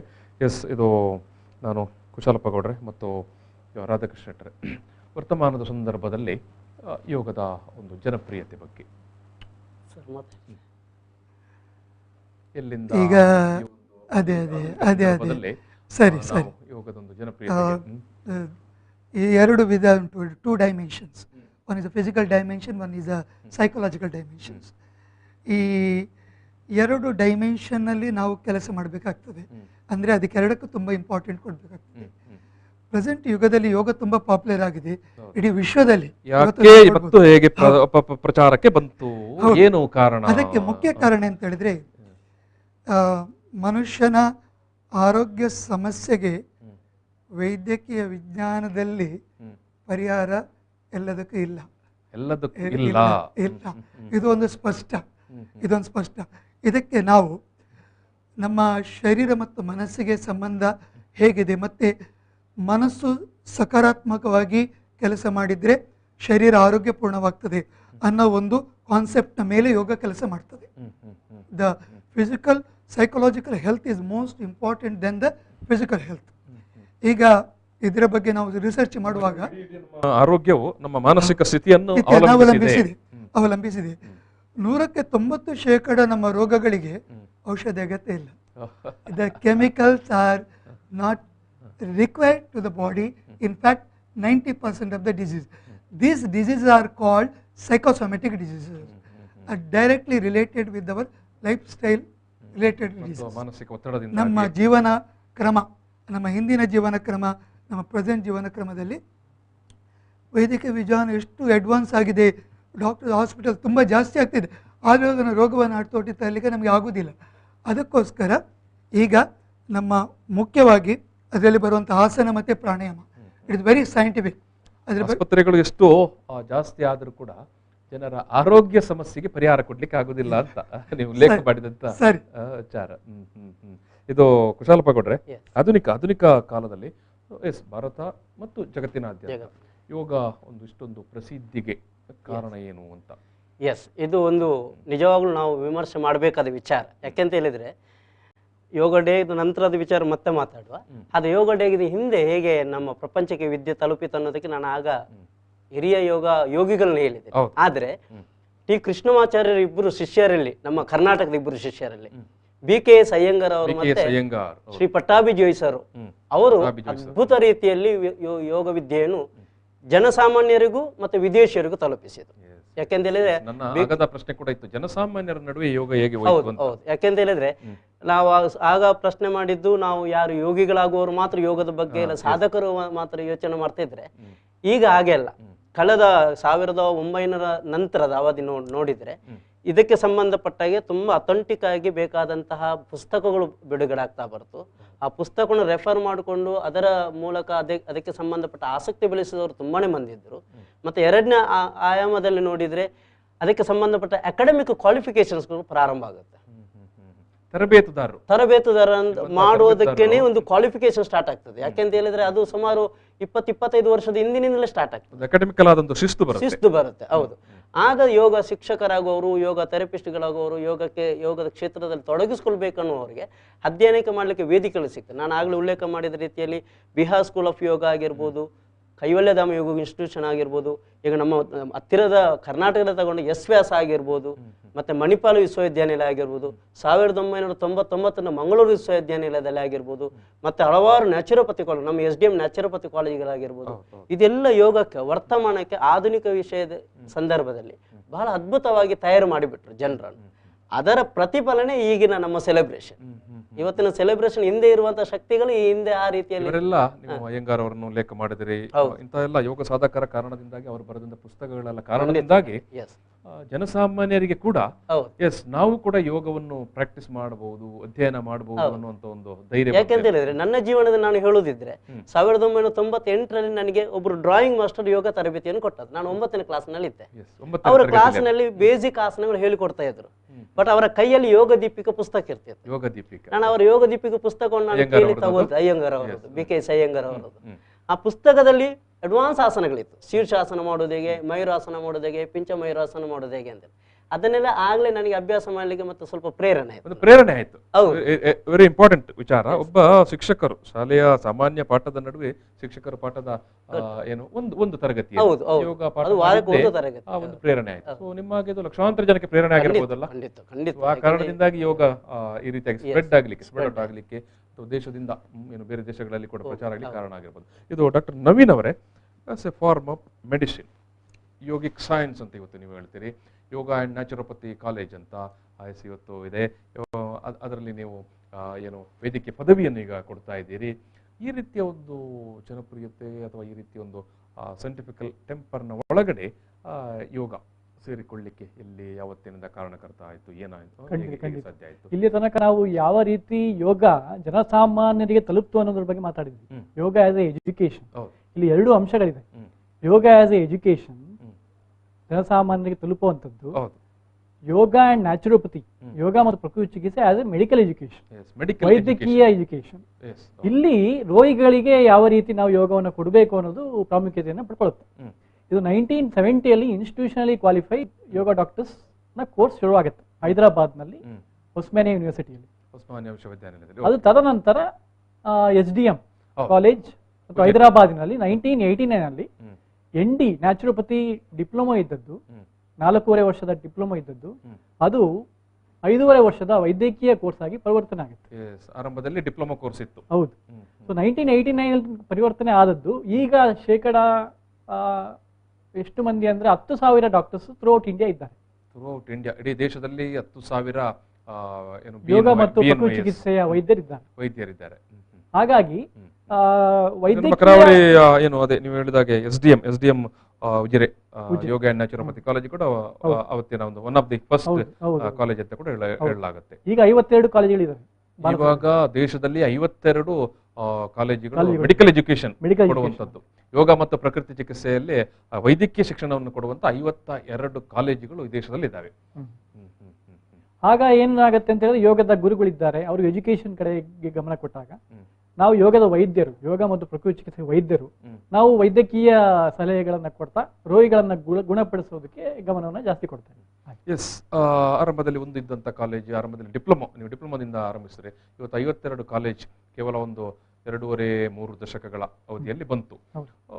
ಅಂದ್ರೆ ದೊಡ್ಡ ಮಟ್ಟದಲ್ಲಿ ಜನಪ್ರಿಯತೆ ಆಗ್ತಾ ಉಂಟು ಅಂತ ನಿಮ್ಮ ಒಂದು ಅನಾಲಿಸಿಸ್ ಅಥವಾ? ಖಂಡಿತವಾಗಿ ಆಗ್ತಾ ಇದೆ. ಮೋದಿಜಿ ಅವರು ಯಾವಾಗ ಪ್ರಧಾನಮಂತ್ರಿ ಆದರು ಆಗ ಸಪರೇಟ್ ಮಿನಿಸ್ಟ್ರಿ ಆಫ್ ಆಯುಷ್ ಒಂದು ಫಾರ್ಮ್ ಆಯ್ತು. ಆಯುಷ್ ಸಚಿವಾಲಯ. ಆಯುಷ್ ಅಂತ ಹೇಳಿದ್ರೆ ಎ ಅಂದ್ರೆ ಆಯುರ್ವೇದ, ವೈ ಅಂದ್ರೆ ಯೋಗ ಮತ್ತು ನ್ಯಾಚುರೋಪತಿ, ನಂತರ ಯು ಯುನಾನಿ, ಎಸ್ ಸಿದ್ಧ, H ಹೋಮಿಯೋಪತಿ.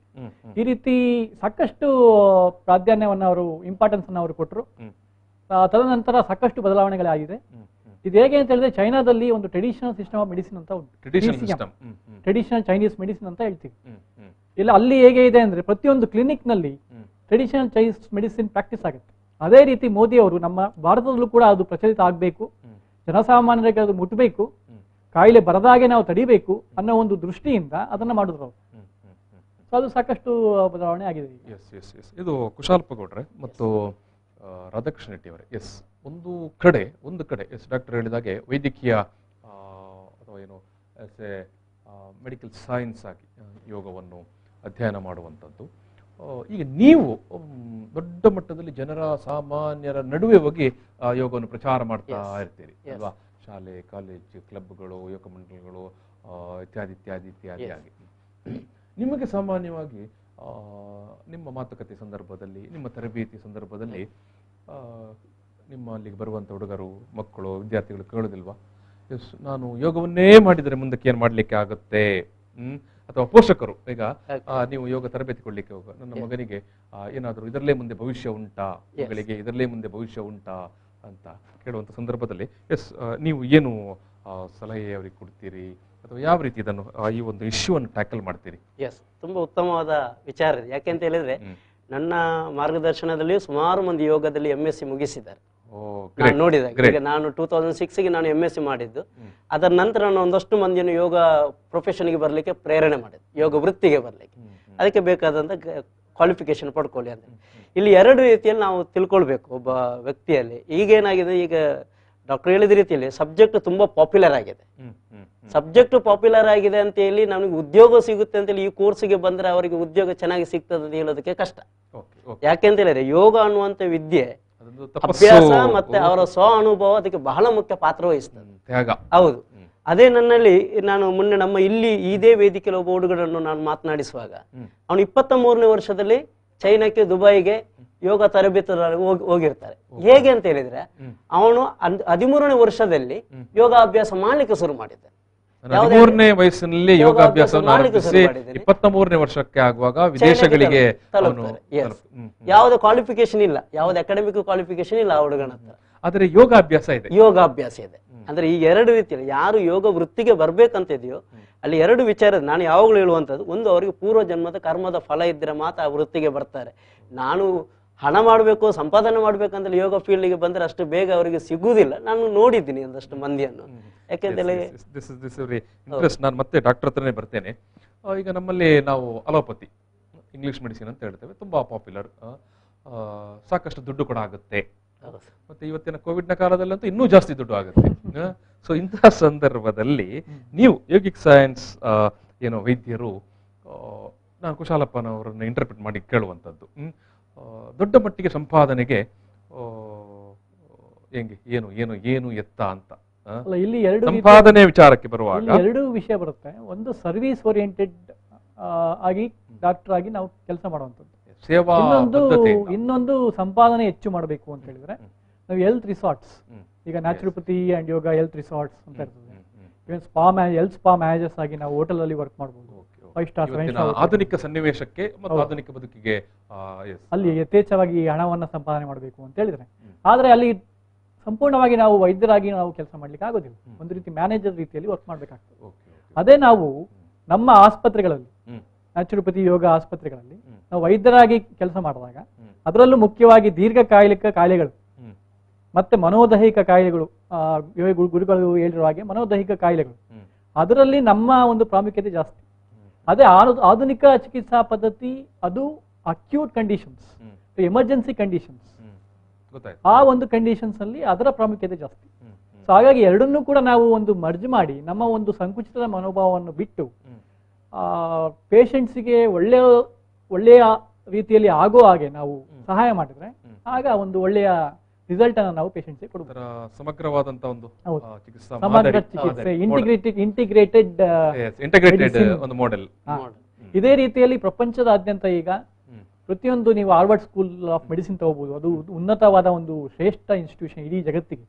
ಅಲ್ಲೂ ಕೂಡ ಇಂಟಿಗ್ರೇಟಿವ್ ಆಂಕಾಲಜಿ ಅಂದ್ರೆ ಕ್ಯಾನ್ಸರ್ಗೆ ಸಂಬಂಧಪಟ್ಟ ಹಾಗೆ integrative oncology, integrative psychiatry, integrative neurology, integrative cardiology, ಈ ರೀತಿ ಆಲೋಪತಿಯ ಜೊತೆಗೆ ಯೋಗ ಮತ್ತು ನ್ಯಾಚುರೋಪತಿ ಟ್ರೀಟ್ಮೆಂಟ್ ಅನ್ನು ಕೊಟ್ಟು ಪೇಷಂಟ್ಸ್ ನ ಗುಣಮುಖರನ್ನಾಗಿ ಮಾಡುವಂತ ಒಂದು ಇದು ಜಾಸ್ತಿ ಆಗುತ್ತೆ. ಎಸ್, ಇದು ರಾಧಾಕೃಷ್ಣ ಶೆಟ್ರೆ, ನೀವು ಆರಂಭದಲ್ಲಿ ಮಾತನಾಡುವಂತ ವಿಚಾರಕ್ಕೆ ಸಿಮಿಲರ್ ಆಗಿ ನೀವು ಹೇಳಿದ್ರಿ, ಏನು 90 ಅಥವಾ ಅದಕ್ಕಿಂತ ಜಾಸ್ತಿ % ಬರುವಂಥ ರೋಗಗಳು ಏನು ನಾವು ಮೈ ಮೇಲೆ ಎಳೆದುಕೊಂಡಂಥದ್ದು ಅಂತ.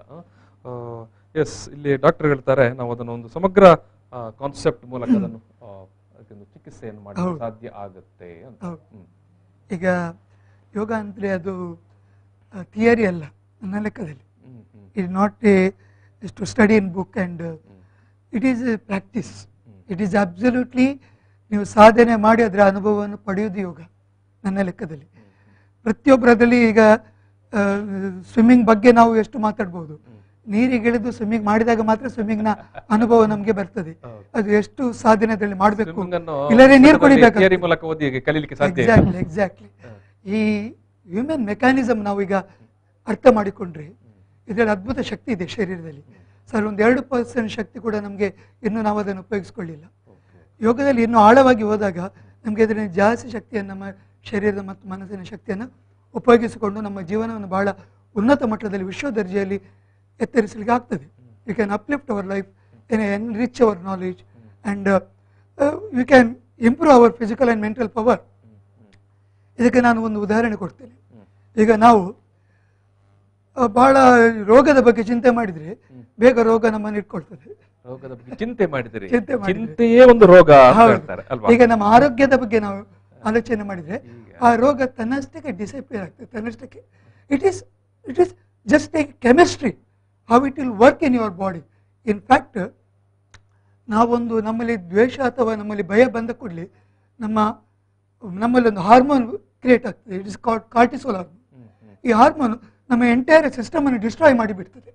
ಮತ್ತೆ ಈ ಫೀಲ್ ಈಸ್ ಪ್ಯಾನಿಕ್, ಹೋಪ್ಲೆಸ್. ಈಗ ಆಗೋದು ಅದೇ ಪ್ಯಾನಿಕ್ ವಿಚಾರಕ್ಕೆ ಬರುವಾಗ ನಾವು ಐ ಲೆಟ್ ಇಟ್ ಕಂಪ್ಲೀಟ್. ಇನ್ನೊಂದು ಅದೇ ಒಂದು ಪ್ರೀತಿಯ ಭಾವನೆ, ಅದೊಂದು ಸಂತೋಷದ ಭಾವನೆ, ಅದೊಂದು ಆತ್ಮೀಯತೆ ಭಾವನೆ, ಎಲ್ಲರೂ ನನ್ನವರನ್ನ ಭಾವನೆ ಇರುವಾಗ ನಿಮ್ಮಲ್ಲಿ ಇನ್ನೊಂದು ಹಾರ್ಮೋನ್ ಉತ್ಪತ್ತಿ ಆಗ್ತದೆ, ಸೆರೋಟೋನಿನ್ ಅಂತ ಹೇಳಿ. ಇದು ಆಕ್ಚುಲಿ ನಮ್ಮ ಇಮ್ಯೂನ್ ಸಿಸ್ಟಮ್ ಈ serotonin hormone, not what you are eating but what you are eating your mind. That is more important than what is eating your. ಅಂದ್ರೆ ಅಂತಿಮವಾಗಿ ನೀವು ಹೇಳುವಂತದ್ದು ನಾವು ಲವಲವಿಕೆಯಿಂದ ಸಂತೋಷದಿಂದ ಇರಬೇಕು. ಎಕ್ಸಾಕ್ಟ್ಲಿ ಅಂತ. ಈಗ ಇವತ್ತಿನ ಕೋವಿಡ್ ನ ಆತಂಕದ ಸಂದರ್ಭದಲ್ಲಿ ನಾನು ಚಿಕಿತ್ಸೆಯನ್ನು ಕೇಳೋದಲ್ಲ ನಿಮ್ಮ ಹತ್ರ. ನಾವು ಅದನ್ನು ಪ್ರಿಕಾಷನ್ ಅಂತ ನಾವು ಬರದ ಹಾಗೆ ಅಥವಾ ಈ ರೀತಿ ಆತಂಕಕ್ಕೆ ಒಳಗಾಗದ ರೀತಿಯಲ್ಲಿ ಯೋಗ ಮೂಲಕ ಏನೇನು ಮಾಡಬಹುದಿತ್ತು ಅಂತ ಒಂದು, ಮತ್ತೆ ಏನು ಮಾಡಬಹುದು ಕುಶಾಲಪ್ಪಗೌಡ್ರೆ?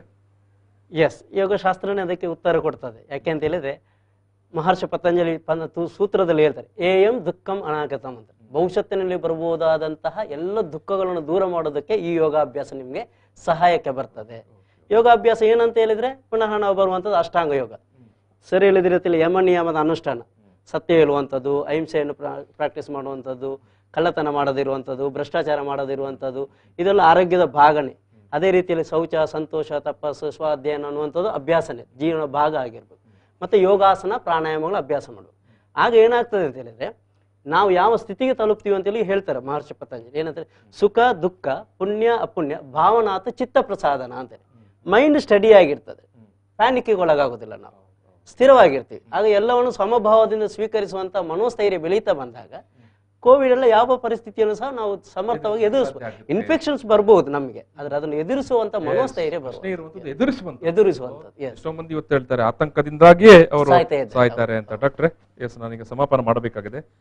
ಎಸ್, ಇದೇ ಪ್ರಶ್ನೆಯನ್ನು ನಾನು ನಿಮಗೆ ಕೇಳುವಂಥದ್ದು. ಎಸ್, ಇವತ್ತಿನ ಕೋವಿಡ್ನ ಸಂದರ್ಭದಲ್ಲಿ ಯಾಕಂದರೆ ರಿಲೆವೆಂಟ್ ನಾವು ಯೋಗದ ಹಿನ್ನೆಲೆ ಮೂಲಕ ಯಾವ ರೀತಿ ಒಂದು ಆತಂಕವನ್ನು ದೂರ ಮಾಡಬಹುದು, ಮಾಡಬೇಕು ಅಂತ. ಈಗ ಕೋವಿಡ್ ಈಗ ಪ್ರಪಂಚದಾದ್ಯಂತ ಹರಡಿರುವಂಥದ್ದು. ಕೋವಿಡ್ ಬರುತ್ತೆ ಅಂತ ಆತಂಕ ನಮ್ಮಲ್ಲಿ ಶುರು ಆಗುತ್ತೆ.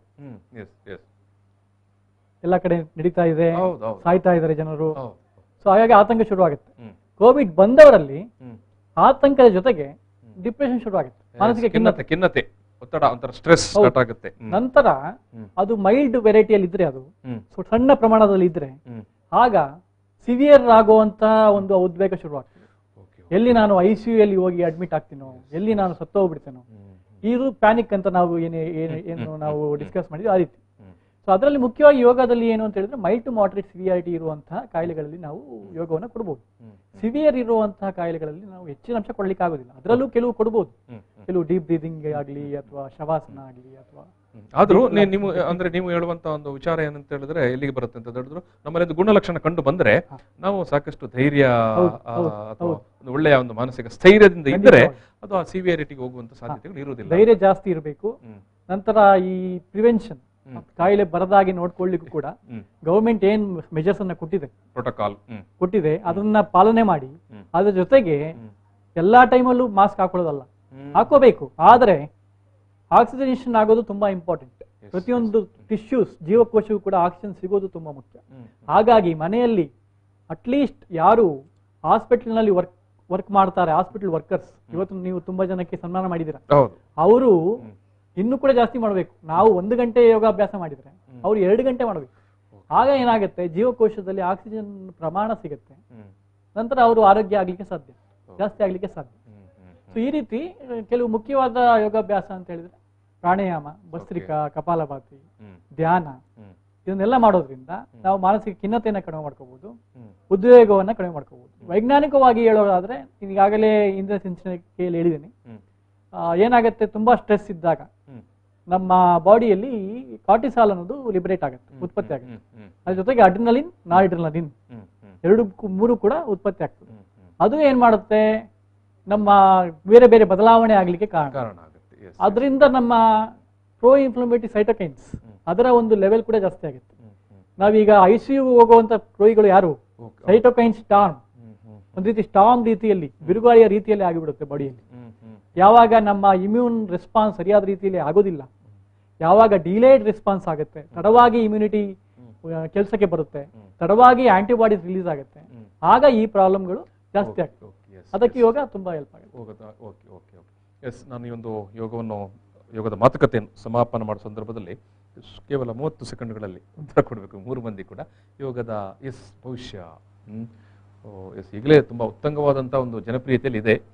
ಕುಶಾಲಪ್ಪ ಗೌಡ್ರೆ, ಇನ್ ಫ್ಯೂಚರ್ ಅಲ್ಲಿ ಯೋಗ ಅಂತ ಹೇಳಿದ್ರೆ ಒಂದೇ, ಪ್ರಾಥಮಿಕ ಆರೋಗ್ಯ ಕೇಂದ್ರದಿಂದ ಹಿಡಿದು ಪ್ರಾಥಮಿಕ ಶಿಕ್ಷಣದಲ್ಲಿಯೂ ಯೋಗ ಒಂದು ಕಡ್ಡಾಯವಾದಂತಹ ಶಿಕ್ಷಣ ಮತ್ತೆ ತರಬೇತಿ ಸಿಗುವಂತಹ ಸೌಲಭ್ಯ ಬರಬೇಕು. ರಾಧಾಕೃಷ್ಣ ಶೆಟ್ಟಿ ಅವರೇ, ಜಗತ್ತಿನಲ್ಲಿ ಭಾರತಕ್ಕೆ ಸಿಗುವಂತ ಗೌರವ ಇಲ್ಲಿ ಆಧ್ಯಾತ್ಮಿಕ ಜ್ಞಾನ. ಈ ಯೋಗ ಅಂತ ಹೇಳಿದ್ರೆ ಅದು ಫೈನಲಿ ರೀಚಿಂಗ್ ಆಧ್ಯಾತ್ಮಿಕ ಧ್ಯಾನ, ಧಾರಣ, ಸಮಾಧಿ. ನಮ್ಮಲ್ಲಿ ಎಲ್ಲ ಇವತ್ತಿನ ಸಮಸ್ಯೆಗೆ ಪರಿಹಾರ ಕೇವಲ ಆಧ್ಯಾತ್ಮಿಕ ಜ್ಞಾನ ಮಾತ್ರ. This is called spiritual knowledge. Is only the solution. When you know your self, you know everything in this world. So ಅಧ್ಯಾತ್ಮ ಜ್ಞಾನದಲ್ಲಿ ನಮಗೆಲ್ಲ ಸಮಸ್ಯೆಗಳಿಗೆ ಪರಿಹಾರ ಇದೆ. ಆದರೆ ಪ್ರತಿಯೊಬ್ಬರು ಕೂಡ ಆಧ್ಯಾತ್ಮಿಕ ಜೀವಿಗಳಾಗಬೇಕು. They have to develop their spiritual power by believing God and believing yourself. ಡಾಕ್ಟ್ರೆ, ಫ್ಯೂಚರ್ ಅಲ್ಲಿ ಯೋಗ ಮೆಡಿಸಿನ್, ಯೋಗ ಜೀವನ ಶೈಲಿ ಆಗ್ಬೇಕು. ಅದು ತುಂಬಾ ಮುಖ್ಯ. ಅದ್ರ ಜೊತೆಗೆ ಪ್ರತಿಯೊಂದು ಕ್ಲಿನಿಕ್ ನಲ್ಲೂ ಕೂಡ ಯೋಗವನ್ನ ಹೇಳ್ಕೊಡೋ ರೀತಿಯಲ್ಲಿ ಆಗ್ಬೇಕು. ಆಗ ಈ ಮನೋದೈಹಿಕ ಕಾಯಿಲೆಗಳು ಆದಷ್ಟು ಹತೋಟಿಗೆ ಬರುತ್ತೆ. Thank you. ತುಂಬಾ ಅದ್ಭುತವಾದ ಆ ರೀತಿಯಲ್ಲಿ 3 ಮಂದಿ ಕೂಡ ಯೋಗ ತಜ್ಞರುಗಳು, ಯೋಗ ಪಂಡಿತರುಗಳು ಅಂತ ಹೇಳ್ಬೋದು ನಾವು. ವಯಸ್ಸಿನಲ್ಲಿ ಯುವಕರೇ ಎಲ್ಲರೂ ಕೂಡ, ಆದರೆ ಅಪಾರವಾದಂಥ ಜ್ಞಾನ, ಆಳವಾದ ಅಧ್ಯಯನ ಮತ್ತು ಅನುಭವದ ಹಿನ್ನೆಲೆಯಲ್ಲಿ ಮಾತಾಡಿದ್ದಾರೆ. ನಾನು ರಾಧಾಕೃಷ್ಣ ಶೆಟ್ಟಿ ಅವರೇ, ನಿಮಗೆ ಪ್ರೀತಿಯಿಂದ ಧನ್ಯವಾದ. ಥ್ಯಾಂಕ್ ಯು ತಾರನಾಥ್ ಜಿ, ತುಂಬಾ ಸಂತೋಷ. ಕುಶಾಲಪ್ಪ ಗೌಡ್ರೆ, ತುಂಬ ಪ್ರೀತಿಯ ಧನ್ಯವಾದಗಳು. ಇದು ಅದೇ ರೀತಿ ಡಾಕ್ಟರ್ ನವೀನ್ ಜಿ ಅವರೇ, ನಿಮಗೆ ಕೂಡ ಪ್ರೀತಿಯ ಧನ್ಯವಾದಗಳು. ಈ ಒಂದು ಯೋಗ ದಿನದ ಹಿನ್ನೆಲೆಯಲ್ಲಿ, ಯೋಗ ದಿನಾಚರಣೆಯ ಹಿನ್ನೆಲೆಯಲ್ಲಿ ನಾವು ನಡೆಸಿದಂಥ ಮಾತುಕತೆ, ಅನೇಕ ವಿಚಾರಗಳನ್ನು 3 ತಜ್ಞರು ನಮ್ಮ ಮುಂದೆ ಇಟ್ಟರು.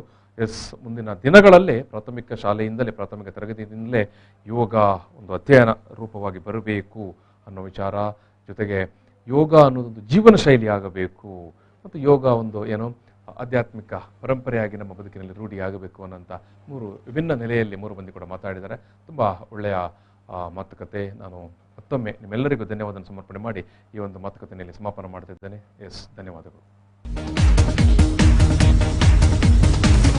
ಪ್ರಚಲಿತ ಈ ಕಾರ್ಯಕ್ರಮದ ಪ್ರಾಯೋಜಕರು